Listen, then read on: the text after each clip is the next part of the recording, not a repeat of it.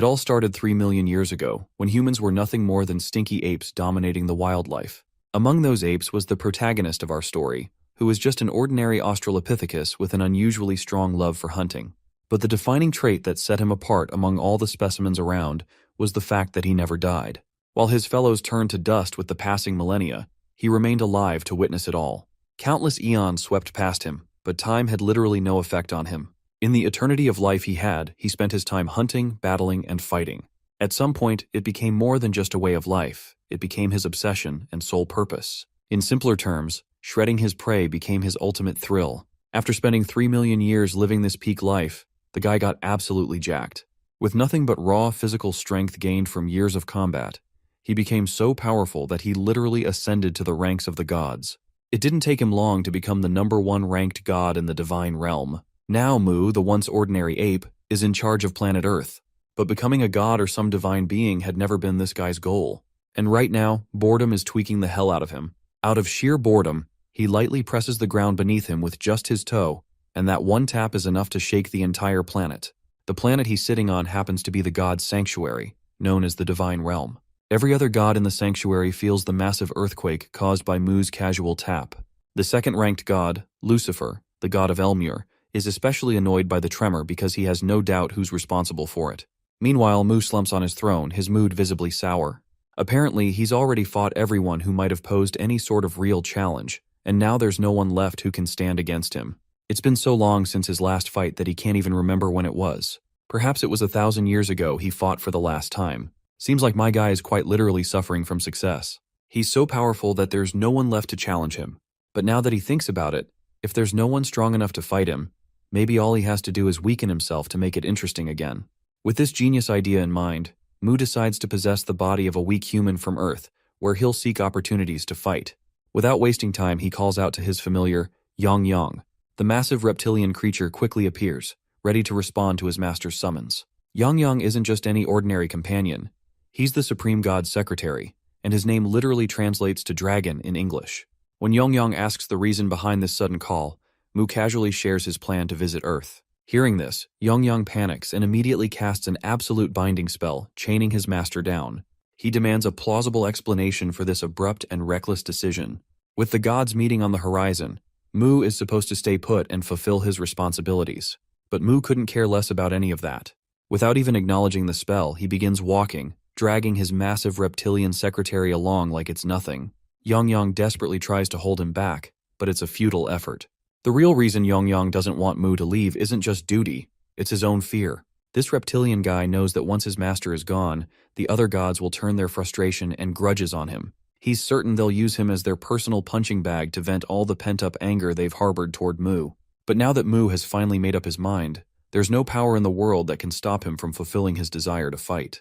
Effortlessly, he breaks through the chains binding him and turns to his secretary. He openly declares that he'd consider staying if only Yang Yang is willing to fight him in return. Of course, getting absolutely shredded by his own master is the last thing this poor reptile wants. So, nervously, he simply wishes his master a safe trip instead. With all obstacles out of his way, Mu shifts his focus to finding a candidate to possess. Tuning into the thoughts of the humans on Earth, he scans the sea of minds, listening to their wishes and desires. Amidst the noise, one thought stands out the most to him, which is a wish from a particular guy who wants to be sent to another world. Mu grins ear to ear at this discovery. Not only has he found the perfect candidate to possess, but he can also grant this guy's wish as a bonus. It's a win-win for both of them. He then turns to his familiar and announces that he's leaving his body behind and hands over the responsibility of taking care of whoever ends up in his place. This throws Yang Yang into an absolute frenzy. Desperately, he tries to reason with his master, explaining that if the soul leaves the body and the body dies, the soul will perish as well. But Mu, being the stubborn force of nature he is, has already made up his mind. He brushes off Yang Yang's concerns and promises that he'll return as soon as possible. Now let's switch to this 17-year-old earthling, Li Ho, who up until now is just a runt, living his life by inserting himself as the main character in games where he can feel on top of the world. But this game is the last one he's playing because he's tired of his pathetic existence and is about to end his life, hoping to get isekai'd and live the life he truly desires. With no hesitation in his mind, he jumps off. As he falls, Li Ho curses his god, trying to provoke him into sending him to another world. Eventually, he hits the ground with a nasty splattering sound, and after dying, The next thing he sees is a massive beast standing in front of him, leaving him sweating his balls. Both Lee Ho and Yongyang echo the same question. Who the fuck are you? Now let's switch to Mu, who possesses Lee Ho's body a second before it hits the ground. And as soon as the body is rendered a bloody mess upon impact, he can barely move his limbs. Before proceeding further, here's a little lecture about involuntary muscles. Muscles that move without conscious control are called involuntary muscles. The heart and the muscles of internal organs are examples of involuntary muscles. Mu, who has spent 3 million years training only the physical body, has reached the pinnacle of understanding the human form. He can consciously control every part of the body, such as blood vessels, and yes, even involuntary muscles are no exception. He repairs the heart of this dying body by manipulating the blood vessels and even manages to stop the bleeding. Honestly, it's been a while since he's bled this much, so the feeling of losing blood is just turning him on to no end. He's now feeling very proud of the decision he made to come here. First, he decides to head to the base, which of course is supposed to be the house of Earthling Lee Ho. After getting back into his dorm room, Mu spends hours digging through memories and figures out most of the things he should know. Apparently, Lee Ho has only one family member, and they're male. But he lives far away, so Lee Ho lives here alone.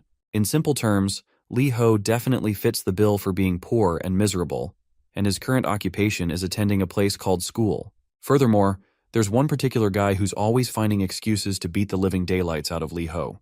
This only makes Mu happier, as the sole purpose of his visit to this planet is to fight. He's ready to jump straight into a fight and start beating the hell out of anyone who crosses him.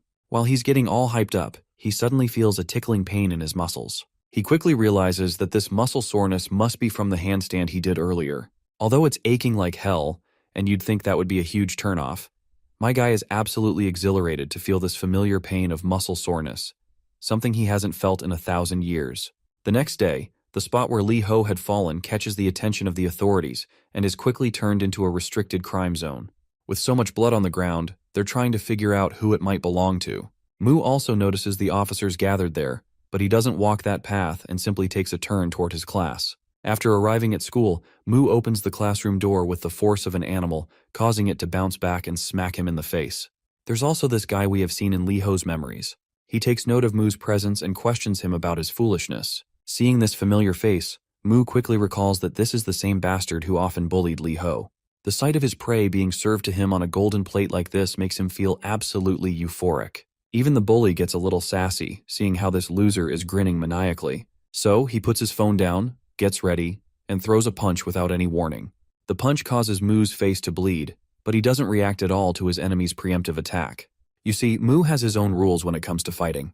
A fight only begins when all parties involved have this implicit understanding, or you can call it a will to fight. Therefore, the key lies in the opponent's intent. The way to confirm that intent is by waiting for the opponent's preemptive attack. Although this code of conduct causes Mu to take a lot of damage to his face, he's glad that he now finally has the green light to proceed with the fight. So, without a second thought, he delivers a devastating blow right to this bastard's face. Bro puts so much force into his punch that all the muscles in his arm electrify with pain from the muscle soreness. The pain is so unbearable that he literally makes a face like he just ate something nasty.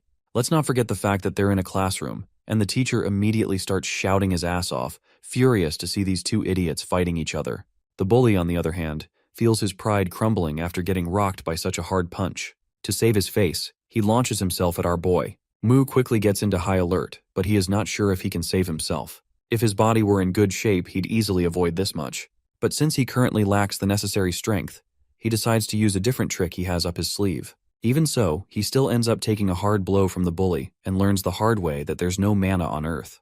The bully prepares himself to throw another punch, while Mu dreads the fact that he's running out of options to defend himself. But still, he steels himself to face this bastard head-on. Even if he can't use his arms, legs, or magic, my guy just uses his hard head, literally, and takes the punch directly to his skull. His skull is so solid that the bully actually hears his own bones cracking, leaving him in agonizing pain he never thought he'd experience. While the opponent is dazed and distracted by the pain, Mu takes this opportunity and slams his head right into the bastard's belly, right where the human's weakest point lies, the solar plexus. Afterward, he follows up with an uppercut using his head, smashing the bastard under his chin. With that final blow, the bully's knees lose all remaining strength, and all the Gen Alpha kids in the room immediately grab their phones to record the guy in his misery. Everyone's faces glisten with sweat as they watch Lee Ho effortlessly win. Just yesterday, they'd seen him get beaten up, but this insane comeback is absolutely unbelievable. As for our boy, he's completely lost in his own thoughts. He vividly recalls how, when a fight ends and the excitement settles, there's a unique feeling you can only experience then. The dull, regular pain pulsing in the areas where you were hit and the sticky, bitter taste of blood seeping into your mouth. Well, this is exactly the feeling he's been longing for, and right now, he's absolutely turned on by this overwhelming sensation.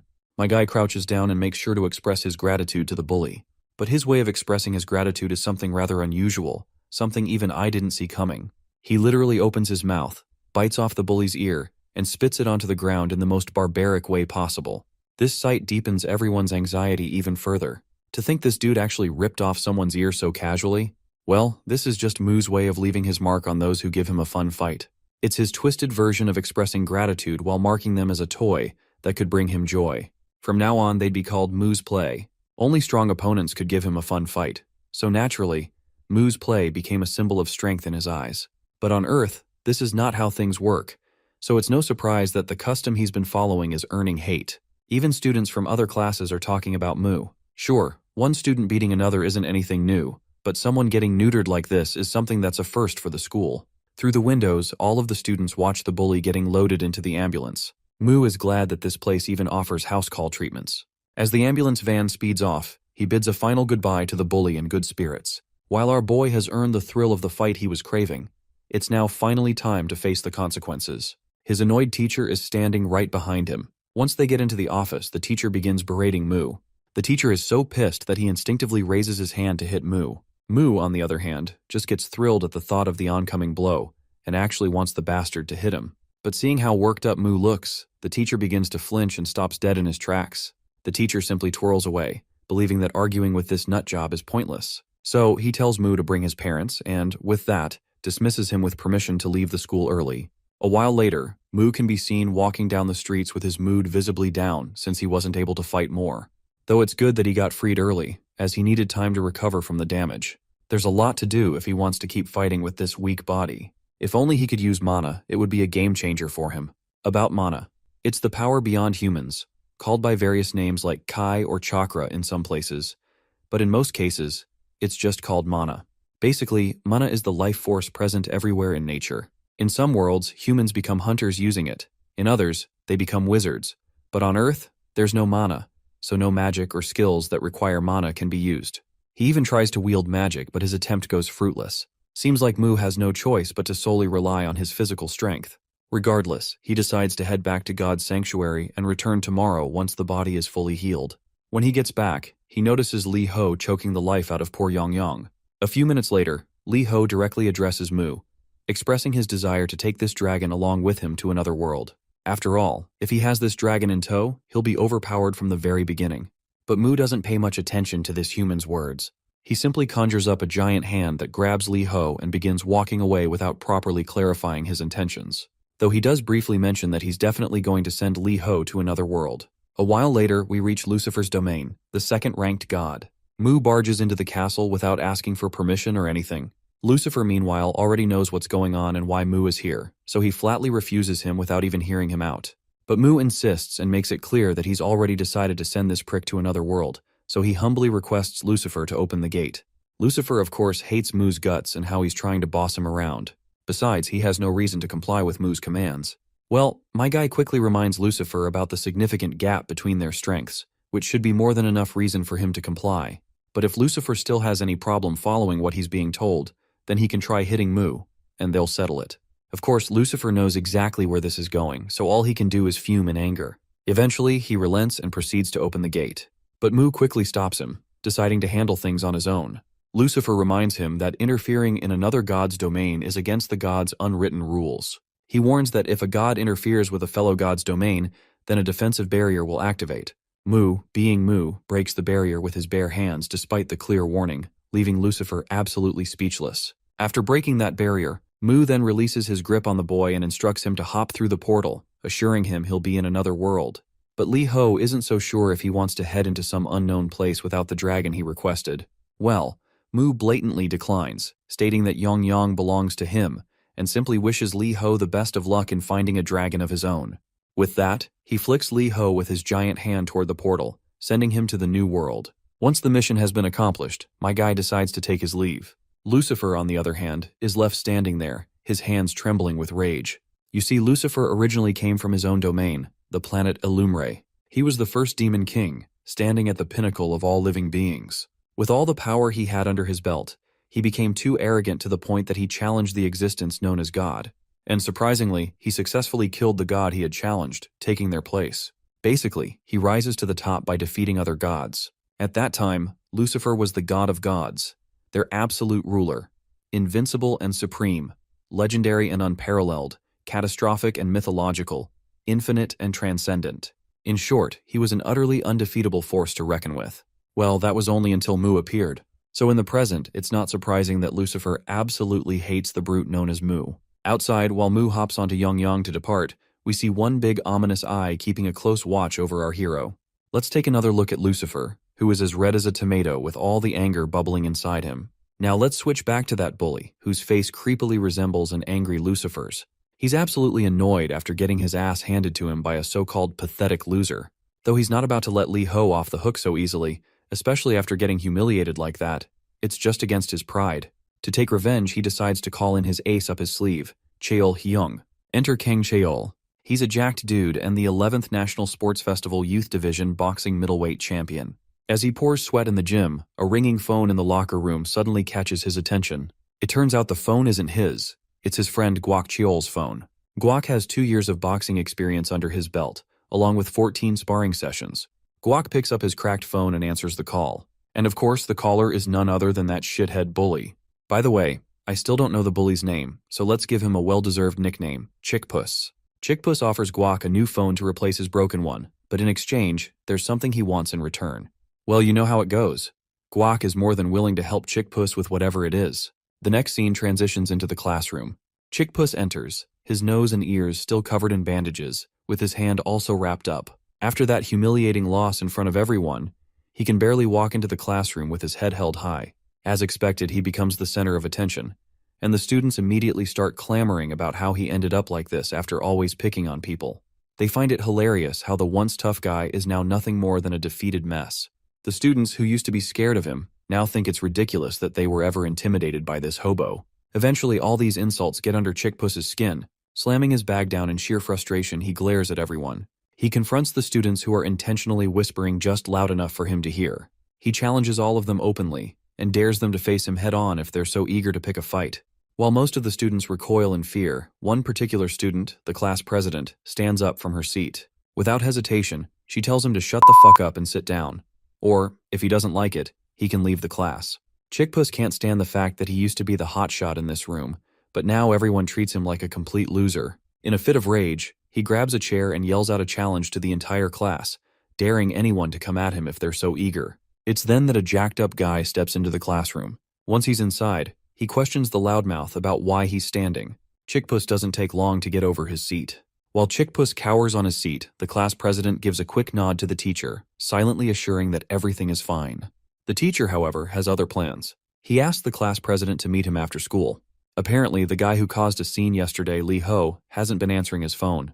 The teacher wants the class president to check on him. To sweeten the deal, he promises her a glowing recommendation letter for her senior year. With that, the teacher conveniently dumps his responsibility onto the poor girl and heads out. Later, the class president arrives at the hostel building. She knocks on the door for what feels like ages, but there's no response. Since no one is answering her calls either, she decides to take matters into her own hands and enters the room.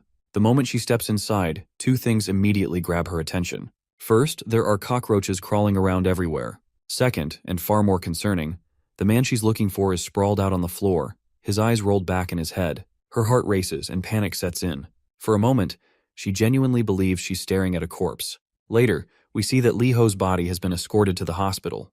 Right at that moment, Mu returns into the body. After finding himself in a completely different place than where he last left the body, Mu is naturally curious about his surroundings. As he tries to sit up, he notices he's connected to a drip. Since he does not understand the concept of injections or IVs, he feels dubious about the strange sensation of fluid entering his veins. He focuses on it and soon realizes the fluid contains nutrients, which are being absorbed rapidly, helping to speed up his recovery. It's not exactly magic, but whatever this thing is, it's undeniably effective. The thought that even Earth has something as useful as this brings a smile to his face. However, his subtle snickering catches the class president's attention, and it only creeps her out. She then explains that the homeroom teacher instructed her to find him. Now that her mission is successful, she plans to head back. Meanwhile, Mu has a lot of questions he wants answered. So, he quickly requests her to wait for a moment so he can ask her a few things. She acknowledges his call and stops upon his insistence, giving him a short period of her time before she proceeds to head to the tuition. Well, it looks like Mu has some questions that could help him learn about this world. The most important thing this fight-obsessed brute wants to know is if there's any place where he can train his body. The girl is completely expressionless, unsure how to respond since his question came totally out of the blue and was completely unexpected.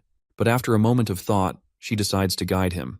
Since Mu's broke as hell, he ends up in a public park instead of a jam-packed gym. After doing some pull-ups, Mu feels pretty good. Even though he's just in an ordinary park with basic training equipment, he finds it all incredibly professional compared to what he had back 4,000 years ago.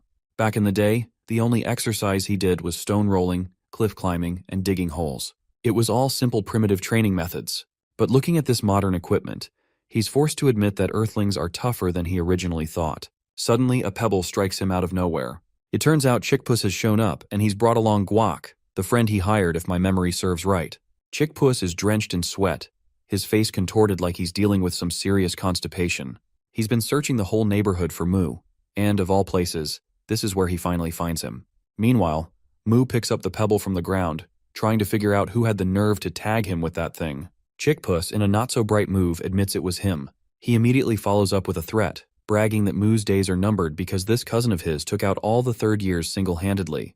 But before Chickpuss can finish running his mouth, Mu lands a punch so devastating that it sends him straight to the ground. You see, to Mu, that pebble counted as a preemptive attack, which was more than enough justification to start the fight. The scene transitions to the gods' sanctuary, where all the gods are gathered around a grand round table for a regular meeting. But instead of Mu, Yongyang has taken the seat to represent his master. With a written speech in hand, Yongyang begins the meeting, prepared to act as a messenger on behalf of his god. Things take a sharp turn when the absolutely livid Lucifer interrupts, demanding to know what in the actual fuck Yongyang is doing there. The poor dragon nearly jumps out of his scales in shock. In a panic, he scrambles to reassure Lucifer that he's only there to deliver a message and will leave right after. After this frantic explanation, Yongyang gathers himself and proceeds to deliver the message. The message is simple, perhaps too simple. It states that Mu is looking forward to fighting someone stronger than himself and asks to be notified immediately if such a person shows up. And with that, the message concludes. Unsurprisingly, Lucifer is beyond annoyed by this nonsense. He slams the table so hard in frustration that a crack forms along its surface. Still fuming, he vents his frustration aloud. These meetings are already a colossal waste of his time, and now Mu can't even be bothered to show up in person. Lucifer turns to the other gods, questioning if they're really okay with this kind of insincere behavior from Mu. A heavy silence falls over everyone, making it painfully clear that, no, they're not okay with it. But at the same time, there's nothing they can do about it, at least not right now. That's when a blue-haired god, the third-ranked deity and divine archer Soso, speaks up. She reminds everyone that these meetings are meant to ensure world stability. When an abnormality arises that even the heart god can't handle, everyone is supposed to step in and deal with it. However, she finds it disappointing, if not outright disrespectful, that Mu didn't even bother showing up. Lucifer, already a ticking bomb, erupts again. He roars that the real issue is how maintaining the world seems like nothing more than a game to Mu. He warns that the entire system could collapse with the reckless way Mu keeps acting on his whims. To make matters worse, Mu's so-called solutions always end up making things worse. His anger peaks as he recalls the disaster from 1,000 years ago involving planet Cyclops. Just thinking about it sends his rage into overdrive. The god of Cyclops quickly nods along, visibly uncomfortable as he recalls that catastrophe from 1,000 years ago. By the way, he's the 8th-ranked god. Here's a little context about what happened back then on planet Cyclops. Apparently, a void creature, Shoggoth, attacked the planet. While Mu, the maniac, obliterated the monster with his brute strength, his recklessness caused colossal damage to the planet itself. Lucifer firmly believes that if the gods had worked together, they could have minimized the destruction. Instead, Mu botched the whole thing, allowing the creature to devour part of the planet before taking it down. Lucifer is done tolerating this. He declares that he can no longer watch that lunatic destroy everything in his path. Without hesitation, he goes so far as to claim that Mu isn't even fit to hold the title of a god. Hearing this, Yongyang panics. The poor reptile can only watch as the god's resentment toward Mu becomes glaringly obvious. With nothing else in his power, all he can do is desperately beg for his master to return and fix things. Meanwhile, back on Earth, Chickpuss is sprawled on the ground after that punch. He's furious, seething at the thought that this idiot didn't even hesitate before decking him, even though his esteemed cousin, the boxer, is standing right there. Guac finally speaks up. He can tell this kid not only has guts, but also knows how to throw a punch or two. Curiously, he asks Mu if he plays any sports. Of course, this brute has no concept of something as structured as sports, and simply states that all he does is fight. Guac nearly chokes on his own breath hearing this clown of a response, but whatever the case, his curiosity is piqued. He's ready to test Mu's mettle and throw a punch or two at him. He takes the liberty to strike first, and launches a brutal punch. The result is just as you would expect. Blood sprays from Mu's nose, and he's sent sprawling backward. This outcome doesn't make Guac happy in the slightest. He's utterly bewildered, realizing that Mu had deliberately watched his punch all the way through and didn't even try to dodge it. Let me remind you, Mu the maniac doesn't dodge preemptive strikes. Now that the stage is set, our guy is ready to go all out. After observing Guac's movements, Mu mimics a boxer's stance. Balling up his fist, he throws a punch with all his might. But Guac quickly dodges the blow, though the sheer force of the punch sends him skidding backward. The poor guy learns the hard way that this dude, Li Ho, really has something in him. The power behind that punch was downright unreal. Mu, on the other hand, is having the time of his life. Throwing a proper boxing punch for the first time felt like absolute bliss. At the moment of impact, Mu had intentionally tensed his arm muscles as hard as he could. Sure, his arm is screaming in pain now, but it was worth it. That punch felt amazing. He's never experienced this kind of force before, especially not from those weaklings who would break the moment he touched them. Still, if he wants to keep fighting, he knows he needs to take better care of his body. For now, he decides to use a temporary fix, in the form of himantes. Himantes are ancient Greek boxing straps made from 4-meter-long strips of tanned cowhide, wrapped tightly around the wrists for support. Meanwhile, Chickpuss is losing his mind watching his cousin, the so-called boxer, get pushed back. He angrily questions Guac, demanding to know why he's struggling so much against this nobody. Under the mounting pressure, Guac launches himself forward again, aiming to land another punch. But Mu quickly safeguards himself, effortlessly blocking the attack. Guac, on the other hand, is gritting his teeth in frustration. He's throwing everything he has, yet this guy is just standing there, stopping all his punches as if it's nothing. Mu, on the other hand, is analyzing every move. He notes how fast and precise Guac's punches are, but they're way too predictable. Just watching the way his muscles move, Mu can tell exactly where each punch is aimed. Finally, Mu takes a calculated step back, effortlessly avoiding a direct hit. Guac gets frustrated after having his blow dodged, so he quickly throws another punch, but Mu dodges that one too. And then, my guy counters with a perfectly placed punch to Guac's hand, causing him agonizing pain. Mu finds it funny when he notices how Guac's pained reaction is quite similar to Chickpuss's expression.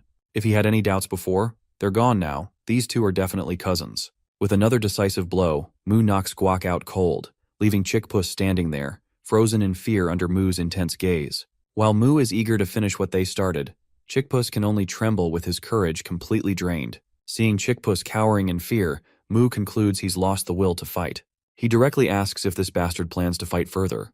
But before Chickpuss can muster a response, Mu delivers a devastating punch straight to his face. What follows is a relentless flurry of blows. Mu doesn't give Chickpuss even a second to concede defeat.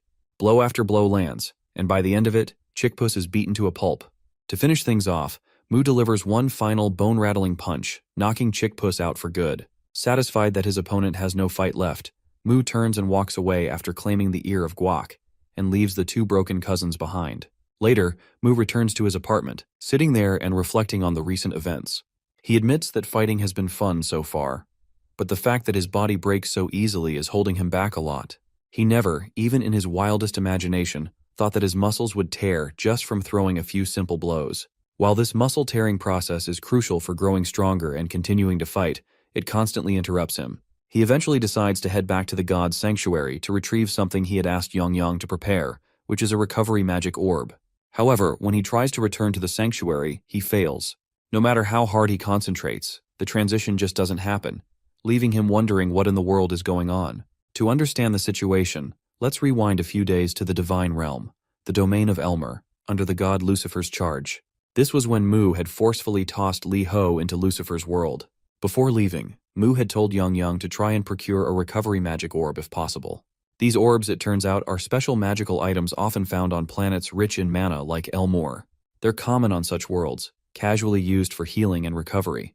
But Earth, being a planet with scarce mana, only has these orbs through divine blessings or the whims of the gods. As a result, they're exceedingly rare on Earth.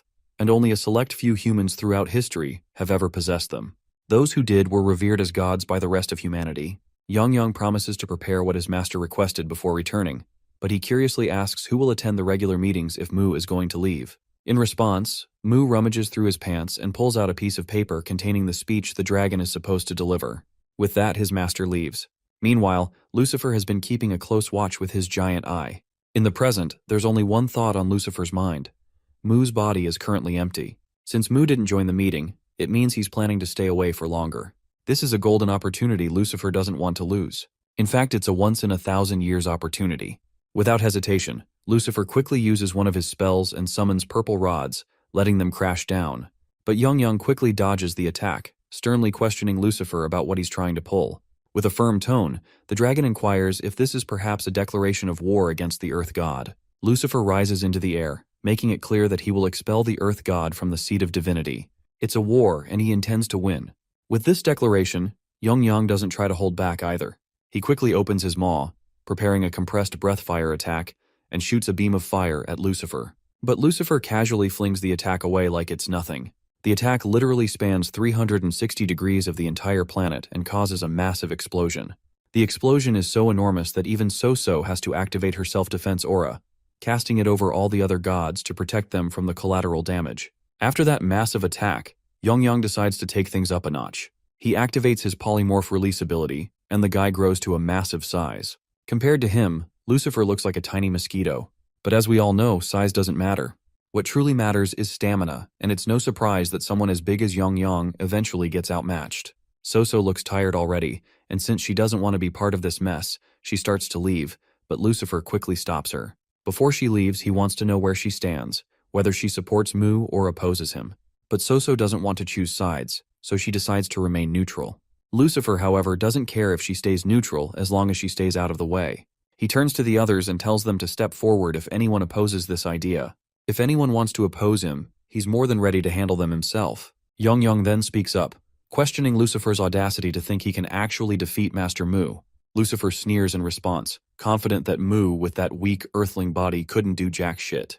Yang grows concerned when he realizes that Lucifer already knows this. Lucifer reminds the dragon that complacency in strength and neglecting vigilance will lead to Mu's downfall.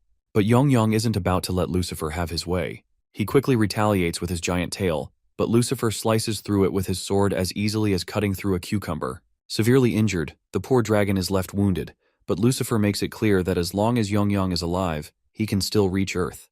And once there, he'll make sure to destroy Mu while he's in his weakened state. Yang laughs out loud at Lucifer's words, mocking the idea that this bastard stands a chance. The scene transitions to Guak, who has just come out of the nursery after being patched up. In the gym, he's getting an earful from his senior. His senior does not like the fact that this punk ended up badly injured and now wants to quit fighting, even though the competition is just around the corner. The poor guy can do nothing but apologize. But his apologies don't calm his senior down. The senior instructs him not to come back until his arm is healed and dismisses him, telling him to get out of his sight. After taking the harsh words, the poor guy begins to walk out. As he leaves, he runs into Kang Chiol at the exit. Kang, of course, is not thrilled to see his friend in such a beaten-up state and questions him about the broken arm. Now that Guak thinks about it, Kang is the best boxer in their gym, so he wonders if he might be able to defeat the person who did this. He bows his head in embarrassment before starting to explain. He claims that Chickpuss was getting bullied, so he stepped up to save him, but the opposing party ganged up on him and beat him up. What a coward. He literally twisted the entire story, and just to save his face, he is lying that he was ganged up on instead of admitting that he was soloed by Mu. Anyway, Guak claims that his left arm and ear are in this condition because of those punks. He even starts crying in order to sway Kang into fighting those bastards for him. But it seems Kang isn't as stupid or brain-dead as this blonde. Kang simply tells him that he should have been more careful before the competition, and, instead of fighting, he could have done an extra sparring session. Of course, Guak wasn't expecting this response. The fact that Kang isn't even considering helping him just makes him a little annoyed. Suddenly, Kang pauses, turns around with a totally pissed-off face, and asks this idiot who it was that beat him to a pulp. Now, let's switch back to Mu. After trying to teleport himself several times, he once again fails to return. This is something very strange to say the least. There's only one scenario in which he wouldn't be able to return. The first scenario is when the original body is damaged. But Mu is sure his body is supposed to be protected by Yang. And even if it wasn't Yang who damaged the body, there aren't many things that could harm it. That's when a realization dawns on him. He entertains the idea that perhaps all the gods have joined forces to attack him. He feels annoyed to think that out of all the times, this is when they chose to challenge him. He desperately wants to fight them, but he's not sure how to do it while he's stuck here. After punching the poor pillow into oblivion, Mu tries once again to calm himself down. Even if all the gods attacked him at once, he's confident that Young wouldn't go down so easily. Still, Mu can't afford to just sit around and do nothing, so he decides to do what he can for now. The next day, we find him once again in the park, where he's back at his strength training. Right now, his main goal is to focus on strengthening muscles other than his arms. He can feel the strain in muscles he doesn't normally use, and though they scream in pain, the sensation is quite thrilling. The more he pushes himself, the more he enjoys it. His laughter echoes through the park as he revels in this moment of rapture. Onlookers nearby are left utterly bewildered, witnessing this strange dude enjoying himself in such an odd, almost unsettling way. After this rigorous training session, his legs finally give out, and he collapses. This is when he notices the class president, who looks less than pleased to see him here. She asks him, somewhat sharply, why the hell he's not attending school. Later, they both sit down, and he initiates the conversation by questioning her on why it's so important for him to be in school, especially since it's not really the place for body training. She asks him what his plan is then. He simply replies that he just wants to get stronger, and that's the only reason he's training. The president then asks another daunting question, why does he want to get stronger? He explains that it's so he can fight better, since right now he's too weak to fight at all. His body is completely untrained, and he needs to build it up. His arms are already in bad shape, even though he's only been in a few fights. With strength training at the gym, he can build endurance, and if he gets stronger, he'll be able to fight longer, and possibly more than once, and eventually, more than twice. His body will also move better. Hearing this guy ramble on about training non-stop is starting to make the girl feel nauseous. He's been going on for hours, and she's not sure how she's supposed to get this maniac to come to school. Then, an idea clicks in her mind. She asks him why he's bothering to train if there's no one to fight. She reminds him that he's just working out alone, with no one around to challenge him. He needs to meet people, stir up some conflict, and only then will he find someone to fight. Before leaving, she instructs him to start coming to school regularly starting tomorrow, and to stop making her put up with more of his nonsense. As she walks away, he starts to see the logic behind her words. It's true that the guys he beat up probably won't show up again, so he'll need to find stronger opponents on his own. And looking for someone to fight while waiting for his body to recover doesn't sound like such a bad idea. While he's still deciding whether or not to start going to school tomorrow, a shady guy sneaks up behind him and calls out his name. He quickly picks up on the guy's tone and lets out a heavy sigh, feeling a sense of satisfaction. It seems like he's finally found his next target. As the punch comes flying at him, the maniac turns around with a big smile, ready to take it right to the face.